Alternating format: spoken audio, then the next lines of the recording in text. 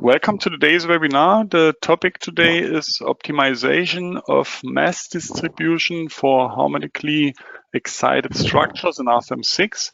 My name is Andreas Hörold. I'm responsible for marketing and public relations in the company Dlubal Software. For instance, the content of the website, the German and English webinars, customer projects, newsletters, and so on. I will be the moderator today, and I will answer your questions together with Frank.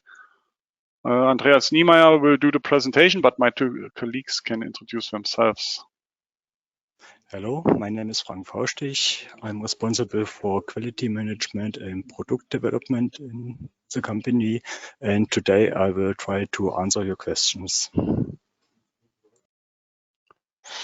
Hi, I'm Andreas Niemeyer. I'm working for Dlubal since I think 16 years and responsible for the product engineering.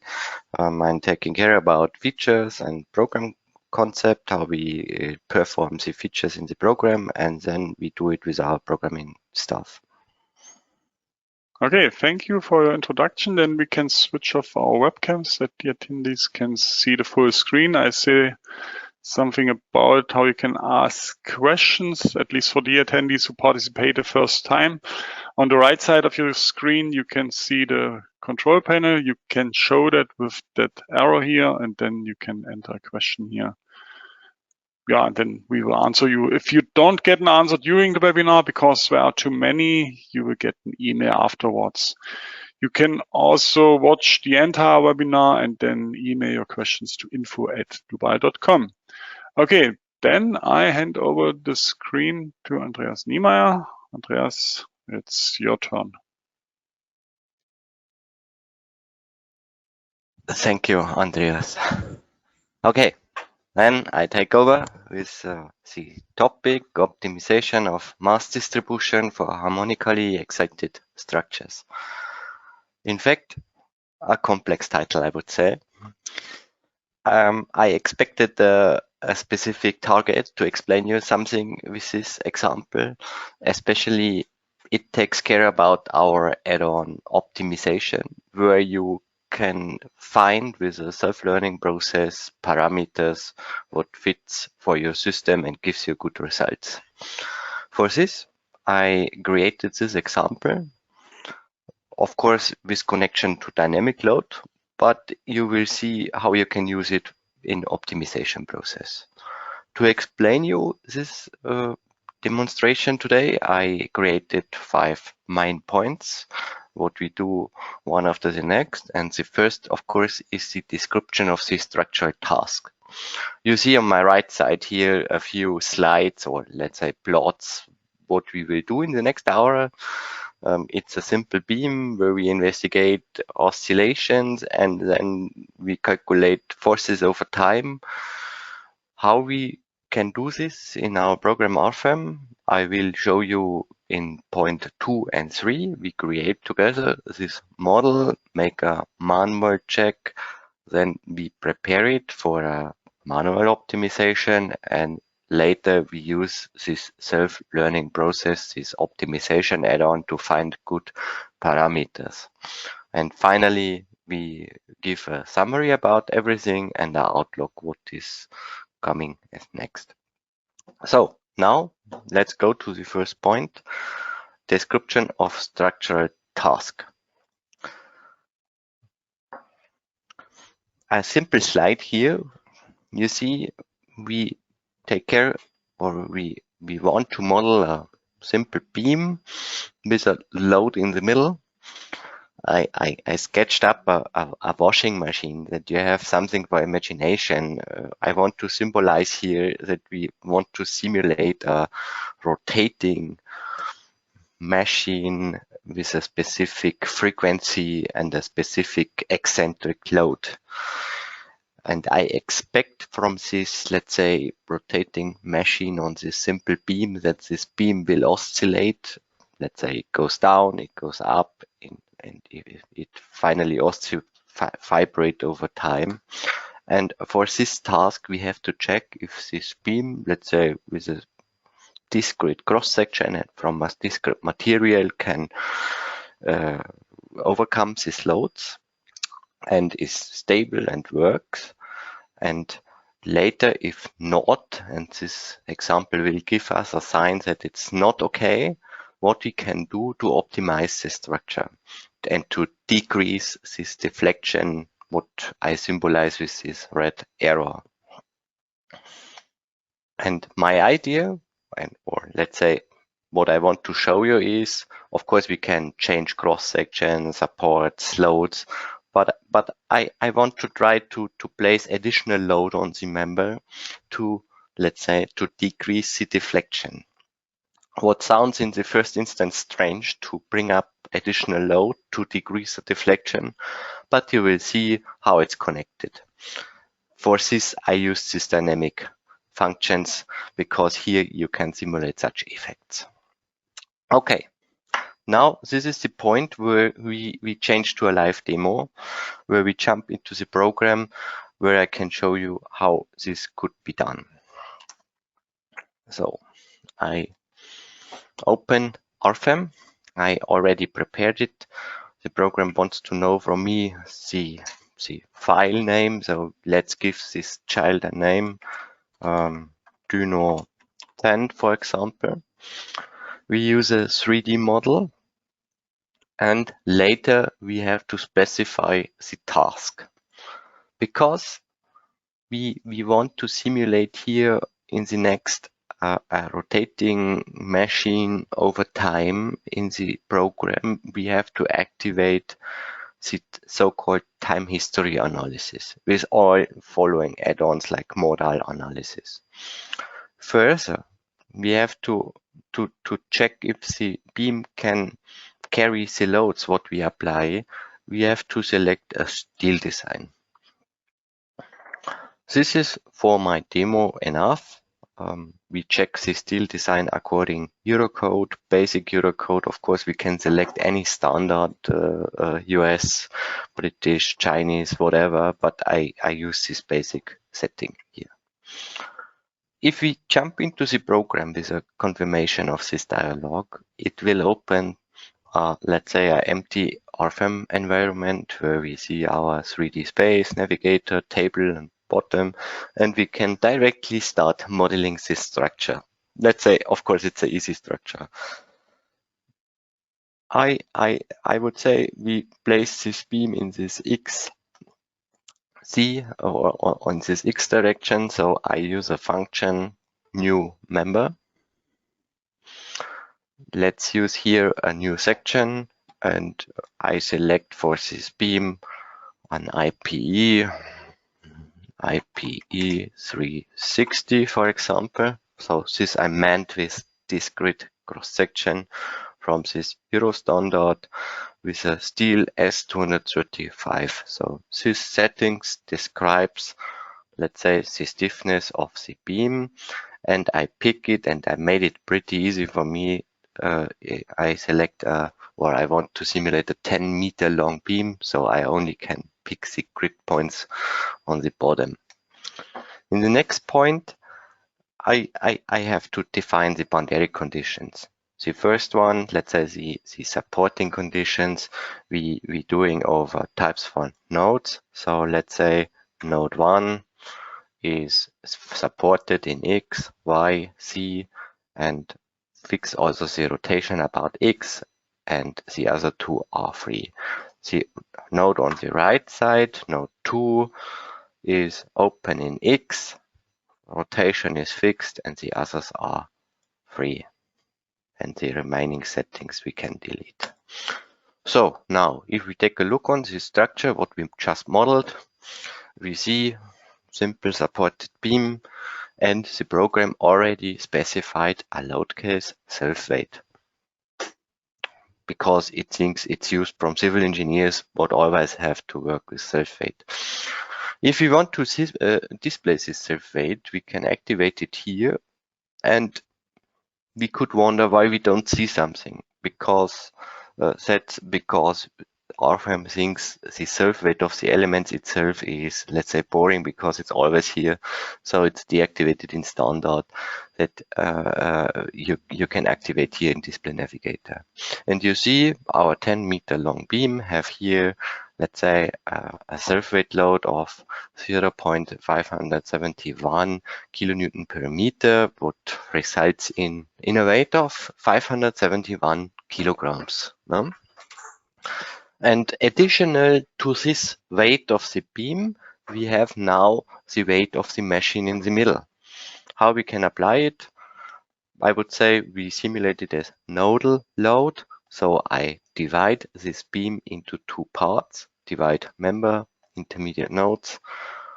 I use one division with one element, and I get finally two beams with one node in the middle, where I can apply the weight of the, let's say, machine.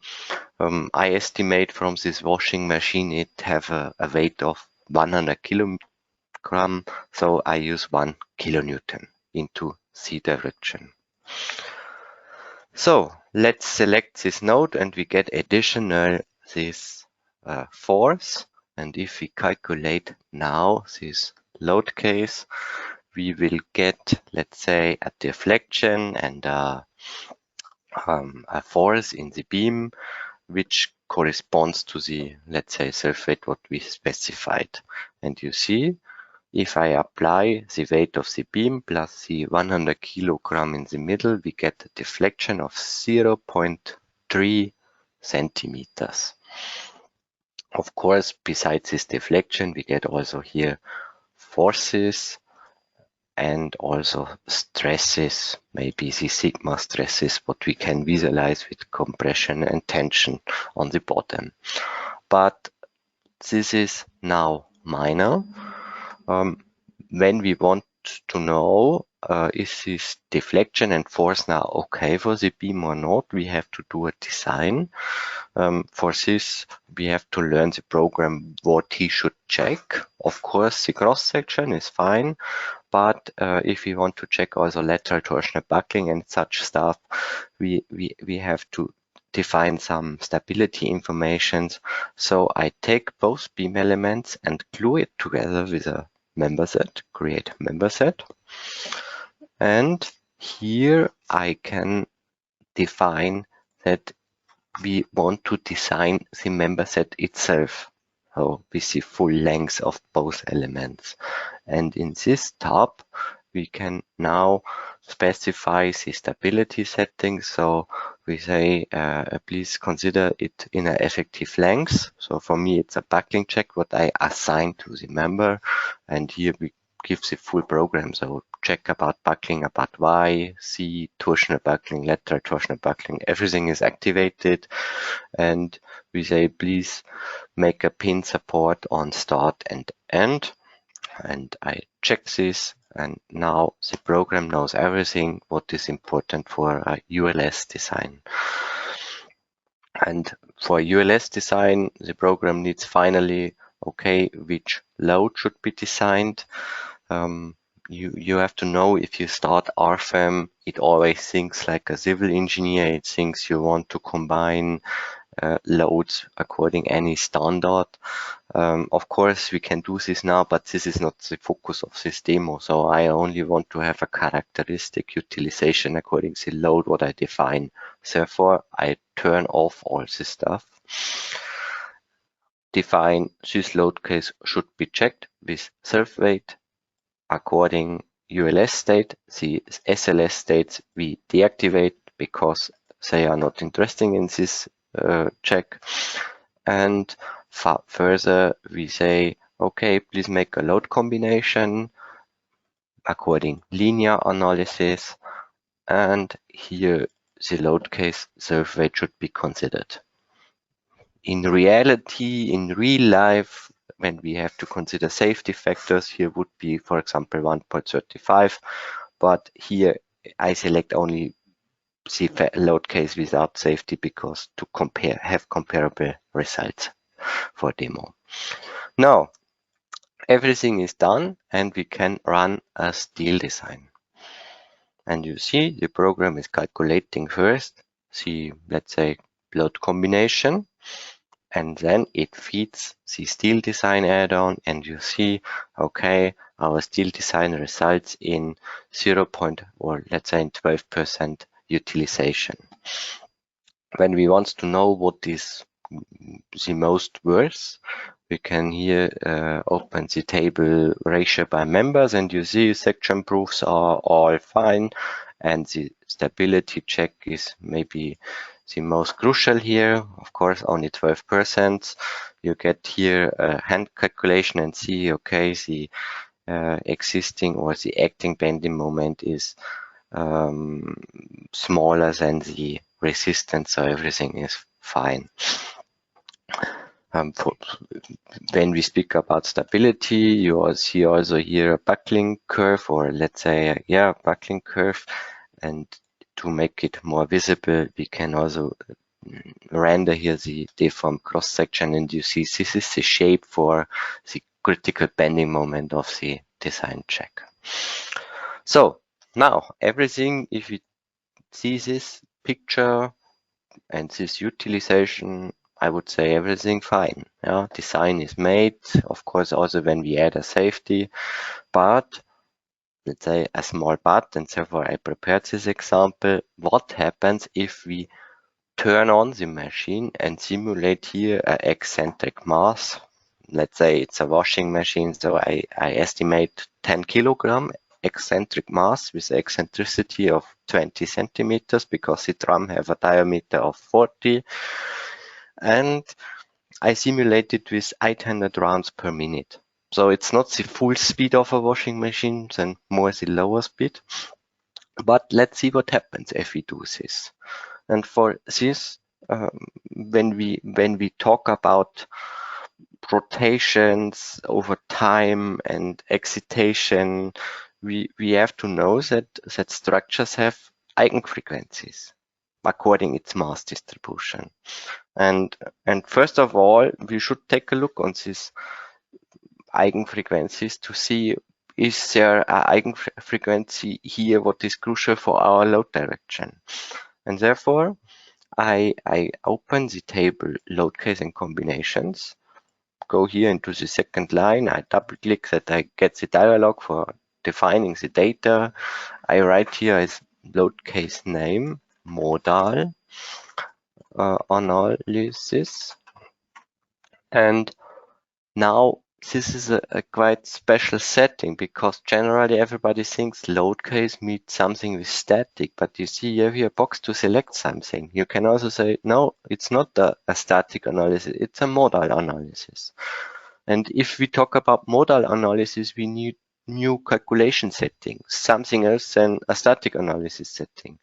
And we open this setting and see, yeah, we can define here number of modes what we want to calculate. Just depends on degrees of freedom, but generally I don't know which number I should write. But RFEM gives you an option. You can select here automatic to reach an effective modal mass factor bigger than what you define here, for example 90%. To use this option, you have to use the solver root of characteristic polynomial. And further, we do now some simplifications, because as mentioned in begin, we only want to describe the phenomena.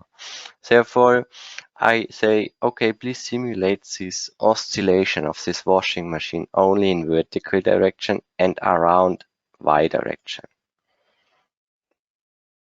And this we confirm, and we give the program the information that it should take for this modal analysis the masses from our load case 1 self-weight with the 571 kilo of steel beam plus 100 kilo of the washing machine.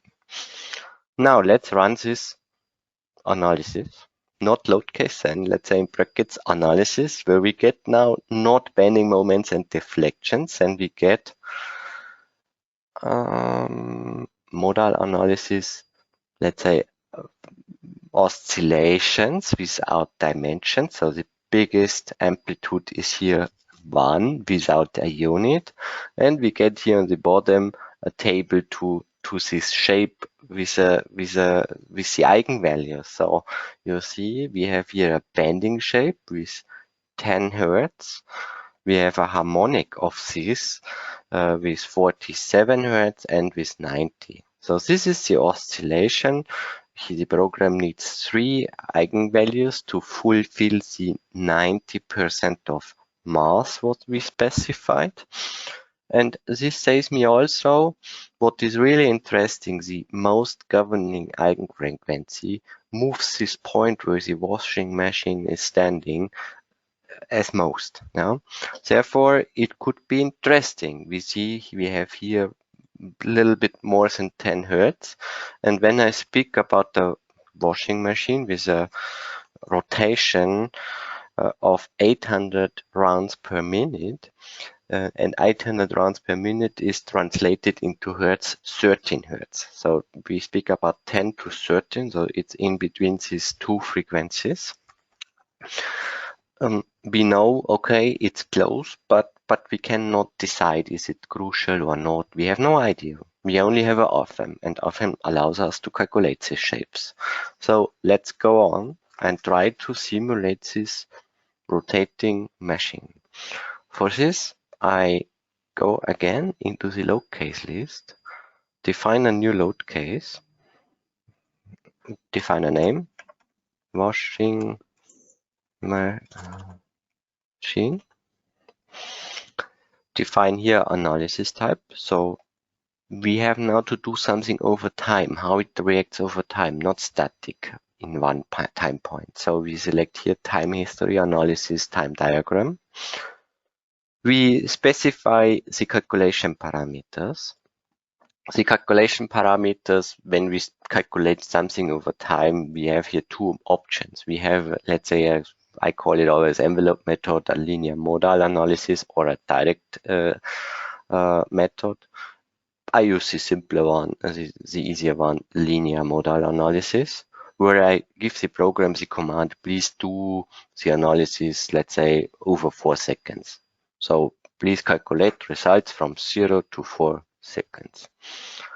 Further, if we do such a calculation, we have to know it's a numerical system. If we have a vibration in the program, it never ends if we have no damping. So I give the program the information. There is a specific damping from your structure, what makes the oscillation smaller over time. You can select here from a Rayleigh damping and a Lerche damping. I use a Lerche damping based on 0.1 as logarithmical damping decrement, and if I transform it into a Lerche damping, it results in a number of 0.016. It's a typical model relevant data. It depends really if you create it from steel or from timber, concrete, and how your connection is made. So which energetic dissipating systems you have. So it's a model information what you feed here. And in the next point, the program wants to know, okay, what is my model shape for what I should do this analysis? And I select here, of course, please use the modal analysis what we just made in load case 2. And for me, is this washing machine a live load, so I give him a red flag. Now, this was everything about properties of this load case, but still nobody said how quick or how fast the rotation is, how heavy. So all these things we have to still to define. Let's do at first the reaction over time. And you see, the program wish to get a time diagram. In x-axis we have the time, and in y-axis we have a escalation factor, and the escalation factor or multiplication factor multiplies the load what is in this load case 3. So let's open it, and here we can define this time diagram by a table, of course, but I would say for a harmonic excitation or harmonic activation, it's boring to make it over table. So let's use here a function. And the function is pretty easy. So you can write here cosinus, bracket, maybe omega. So here's the circular frequency, maybe 1 multiplied with the time. And if I close the bracket, you will see you get here this oscillation. as more you change this maybe circular frequency to 2, you see you can change the art of oscillation and also activation. In our case, we have to rate in this figure the circular frequency of the washing machine. We know 800 rounds per minute. Yeah. So let's write it here. It's transformed in this circular frequency format. If you write it P multiplied with this frequency of no, let's do it different. Let's write omega. No? Then you see it directly. Omega. And now if I confirm it, the program don't know what should I do with this omega. But we have here such a formula control where we can write, okay, we have rounds. It's a integer value. So we can use it here, maybe model ratios, no, integer, and we have 800 rounds per minute. And now we can calculate a circular frequency, so I call it omega. And I give this omega is a unique group, or let's use here a float value. And we write this is not the value what I give, then I calculate it by a formula.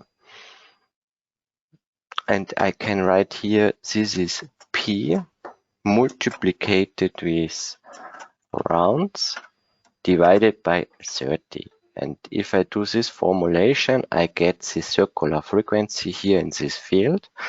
And if I confirm it, the program gets this this figure to it, and you see it changes. And if I say now, please calculate over 4, or I need this diagram for 4 seconds, we have now the diagram for which we multiply the load over time. Now, this is fine. We have this function. We can also give here a name, maybe here washing machine. And now we have only to rule for which forces we want to use this diagram. And this is now really easy. Let's say we say, okay, this load what is inside the drum of the washing machine, let's estimate 10 kilograms with this eccentricity of 20 centimeters. We can calculate something like a centrifugal force in this direction where we want to exit this structure. So let's use here a nodal force in C, and we can use here now our parameters what we already have. So we have 10 kilogram eccentric mass. Let's write the unit multiplied with 0.2 meter eccentricity and multiplied with omega with power 2. Yeah. And if I define this, the program calculates me 14 kilonewton. This is the force what is now, let's say, according to the diagram what we just defined, going up and down according to the frequency what the 800 rounds per minute defines. Yeah. And now we can run a first analysis only for this load case, and let's see what means this activation if we have an eccentric force in this machine by this frequency. And you see, it takes a little bit longer because we calculated over time for these 4 seconds. And now we get a deflection downwards and upwards. So this is an envelope, and we see we get a deflection of 2.3 centimeters. So 2 centimeters more than the pure static effect. Yeah. Of course, you can see here the results over time, how the deflection increases and jump from bottom to top. But this is, I would say, yeah, hard to understand. In this case, I recommend you to use the calculation diagrams. Go here to diagram type, basic, time history analysis for load case 3. And please check the UC value for the, let's say, the node in the middle. So let's select it. And you see now how the deflection is changing over time for the 4 seconds. So in begin, we start small, then we get a big activation, and then we have a leveled result here after a few seconds. And now, the only point what is now, this is only the eccentric load, but no self weight is considered. So we have to envelope both. And for this, we jump into the load case control, go to load combination, change this load combination from a static to a history type, use the settings what we used before. And in the assignment, we have now the self weight plus washing machine. So I can envelope both. You see we have here a column for diagrams. Of course, washing machine we defined, but the self weight needs a diagram. The question is, which diagram have a self weight? Yeah. In my case, I would say it's constant, but that it don't changes my system too much. I say, hey, program, please simulate the self weight slowly on the structure. So let's say increase it within the first second slowly to a level 1, and then the further 3 seconds, please hold it on level 1 and go ahead constant. So we increase the self weight slowly to 100%, and then we hold it constant.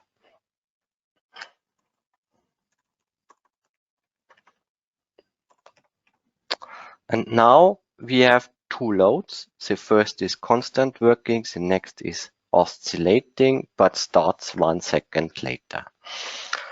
Now we have this load case, and for a design, we give this load case into a result combination where we say, please design this result combination with these enveloped results. And now let's check what happens if we do a steel design with this rotating machine in the middle of the beam, if it's still okay or not.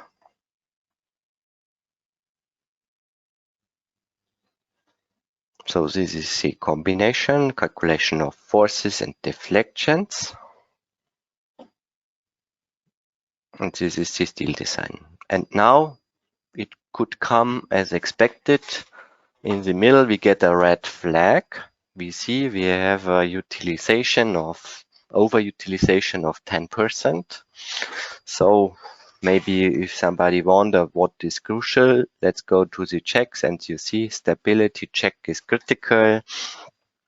If we open details, now the acting force is bigger than the resistance, and this means we get no okay for this beam. Also, the pure static check was okay, but the dynamic forces not. If we want to see the diagrams, what happens? So let's make a new diagram, type time history for this combination, what we just did.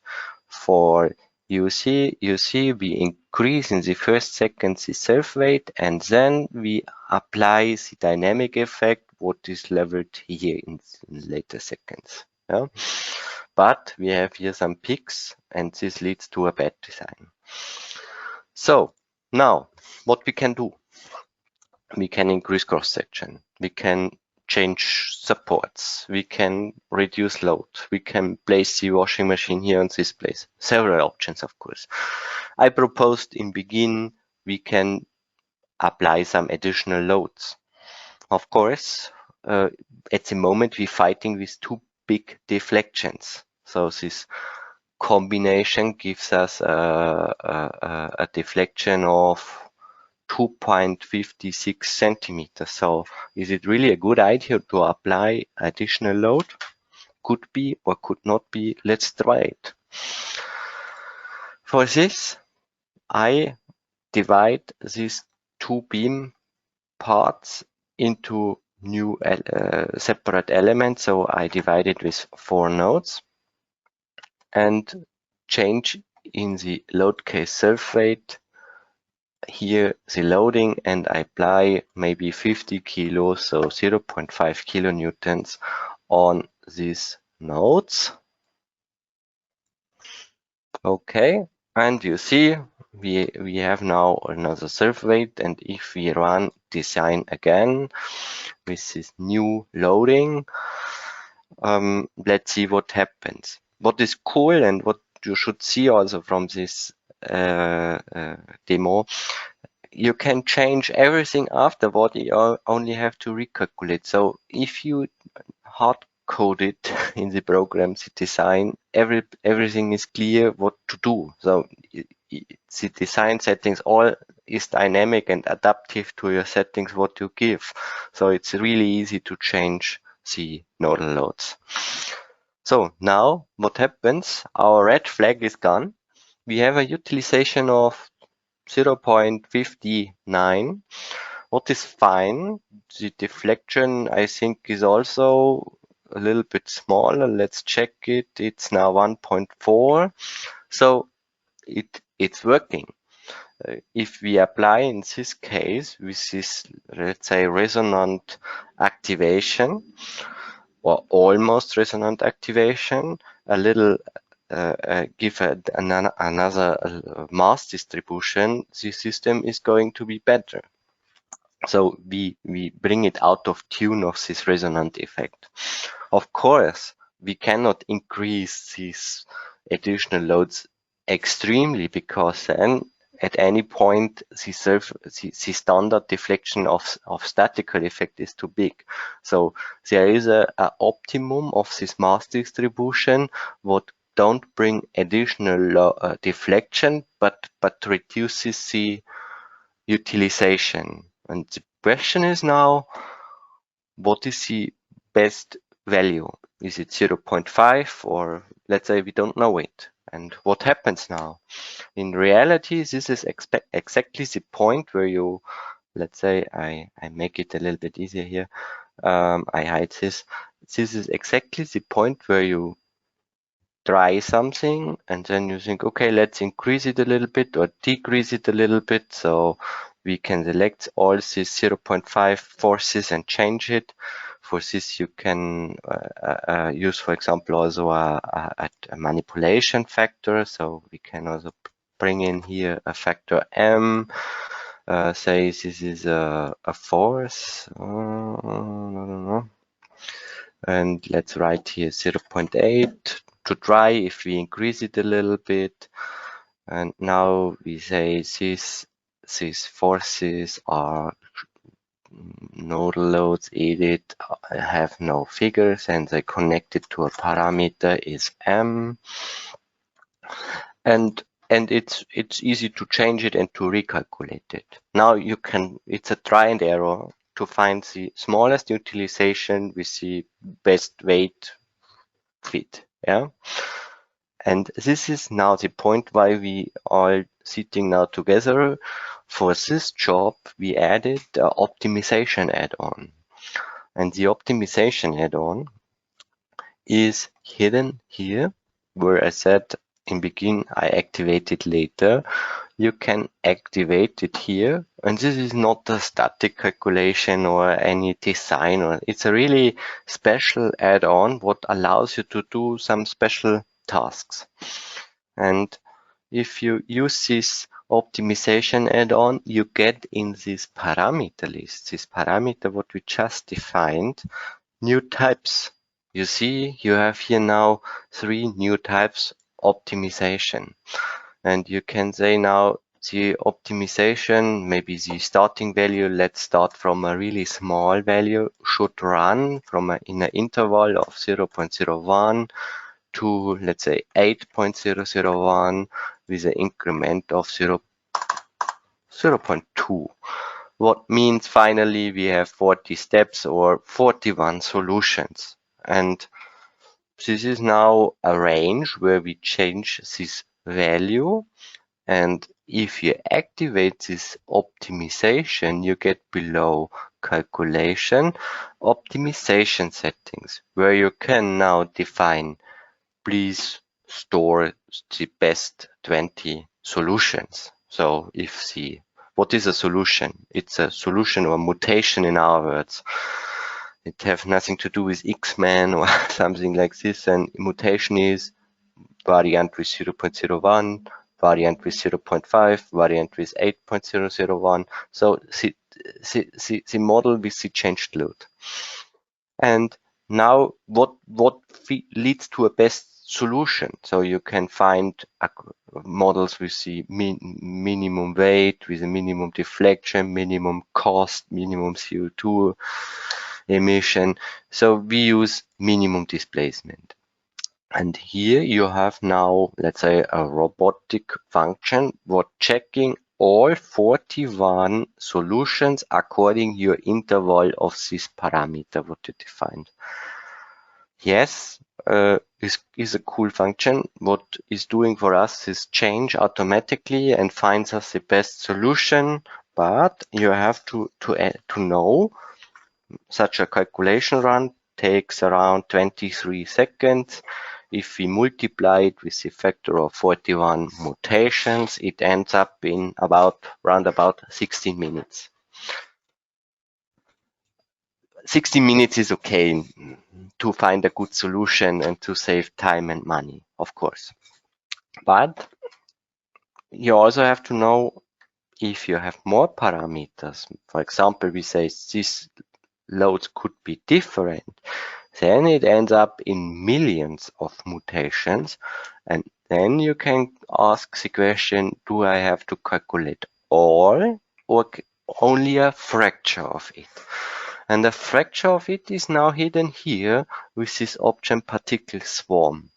And the particle swarm is now, you see, now the program asks you for a % of mutations.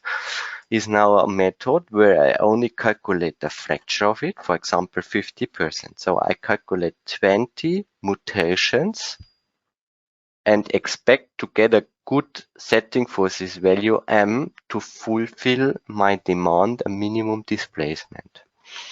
How is this working? It's working because the program is starting with a random set of parameter m. And the second random set also. So the first two more or less random selected.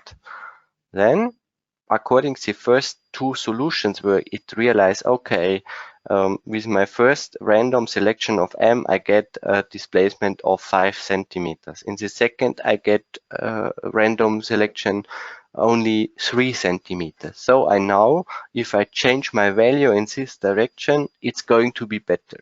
Yeah, so it learns from its previous experiences to change the value in any direction. And this process is now made not only for one parameter, and you see it could be a table for more parameters.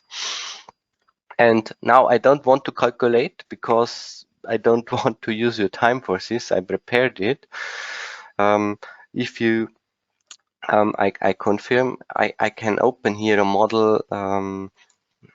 Here is this P start. Here I did 50% of all possible mutations. The program found, let's say, a solution here with 1.1 centimeter deflection, and the utilization was 0.48.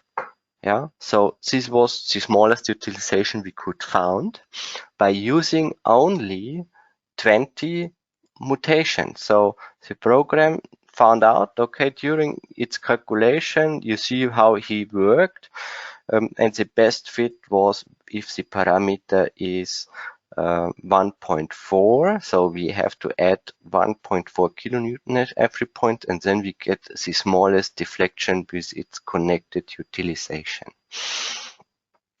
If we watch this reaction over a diagram, so I defined here a diagram, you will see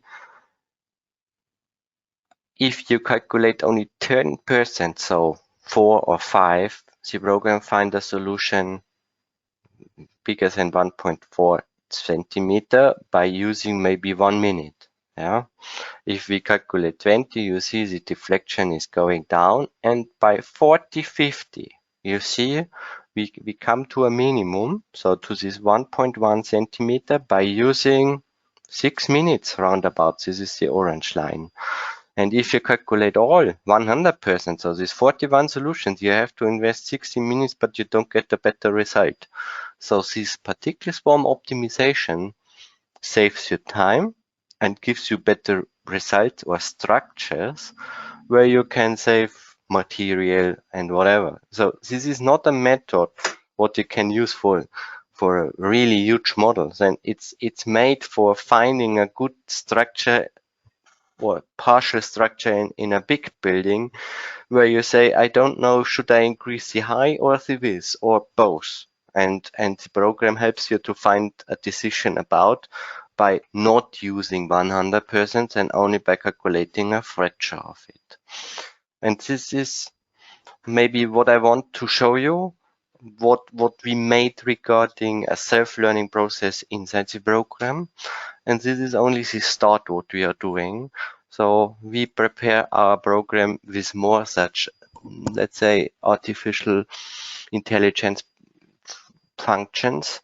This is the add-on function, but additionally, maybe you see also here such a chatbot where you can ask questions, and this questions is not only a stupid database, then it knows our database and can create from this stuff what you write here inside, maybe all manuals or FAQ, frequently asked questions about all knowledge base articles, a good answer for you. So I can ask here a question, any format where I can define masses,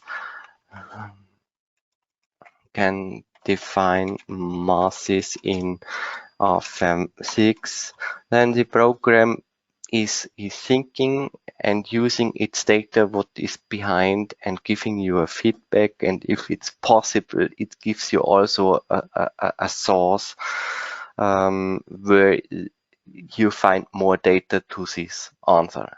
Yeah, and we wish, or let's say we think this function could help you really a lot, saves your time to be quicker than in any other software.